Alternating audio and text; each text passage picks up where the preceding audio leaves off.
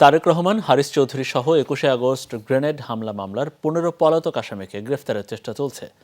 বিকেলে সংসদ অধিবেশনে একজন এমপির লিখিত প্রশ্নের জবাবে একথা জানান প্রধানমন্ত্রী শেখ হাসিনা। অন্যদিকে নতুন বাজেটের উপর আলোচনায় মোবাইল ও ইন্টারনেটের উপর কর আরোপের সমালোচনা করেন সংসদ সদস্যরা। এ সময় টেলিকম অপারেটরদের ১.৫ শতাধিক কোটি টাকা কর মওকুফের সমালোচনা করেন বিরোধী দলীয় চিফ হুইপ। সিলন ফ্যামিলি ব্লেন্ডের কড়ালিকার আর সতেজ স্বাদের পারফেক্ট ব্লেন্ডে স্বপ্নেরা মিলুক টানা।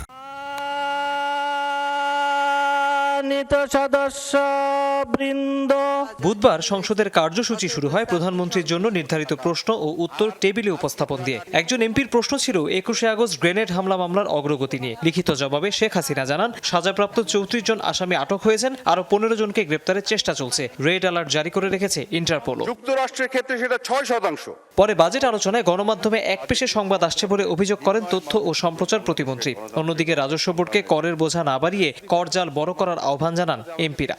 কোভিড যদি না হতো, পরবর্তীতে রাশিয়া এবং ইউক্রেন যুদ্ধ যদি না হতো, তাহলে জ্বালানির বাজার যদি স্থিতিশীল থাকতো, তাহলে কিন্তু এই $14.৫ বিলিয়ন বাংলাদেশ ব্যাংকের রিজার্ভে এখন থাকতো, এবং তাহলে এই মুহূর্তে অনেক সমস্যায় কিন্তু আমাদের পড়তে হতো না। বিভিন্ন অফিসে সিন্ডিকেট চালু হয়েছে, এখানে কারোর কিছু করার নাই। কাজেই এই দুর্নীতি বন্ধ করতে না পারলে বর্তমান সরকারের যে উন্নয়ন এবং উন্নয়নের যে ধারাবাহিকতা, এটা ব্যাহত হবে। সংসদ সদস্যরা বলেন, স্মার্ট বাংলাদেশ বিনির্মাণ ঠেকাতে ষড়যন্ত্র চলছে, তাই প্রতিরোধ করতে হবে অসাধু গোষ্ঠীকে। পরে পয়েন্ট অফ অর্ডারে রাজধানীর বংশালে হরিজনদের উচ্ছেদ ও মোবাইল ফোন অপারেটরদের কর মওকুফের সমালোচনা করেন বিরোধী দলীয় চিফ হুইপ। এই সংকট একদিনে হয়নি, এর অন্যতম কারণ লাগামহীন দুর্নীতি ও অর্থ পাচার। পরিস্থিতি এখন এমন জায়গায় চলে এসেছে যে সাধারণ মানুষ ছাড়াও ব্যবসায়ী ও শিল্পপতির হাড়ে হাড়ে টের পাচ্ছে। বেশিরভাগ ব্যাংকের অবস্থা খুবই ভয়াবহ। প্রতিদিন তারা ধার দেনা করে দিন পার করছে। ব্যবসায়ীদের এলসি খুলতে গিয়ে ডলার পারচেজ করতে হচ্ছে বেশি দামি।